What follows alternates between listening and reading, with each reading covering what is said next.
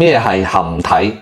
呢個咧詞可能有啲陌生，有啲牙齒蛀得好深嘅時候咧，蔡醫生會建議客人咧做一個含體。其實國外咧係比較普遍係使用嘅。我哋國內咧之前係比較唔係好重視口腔，跟住補牙咧就要簡單。之前咧就用翻瓷粉啦，後尾又用翻嗰個顏粉啦。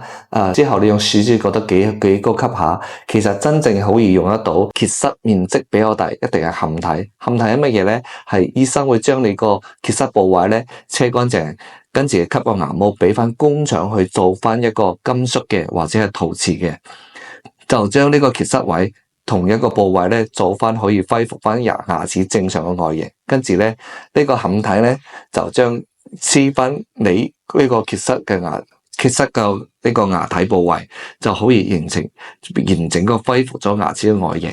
呢個咧就通常我哋叫做含體。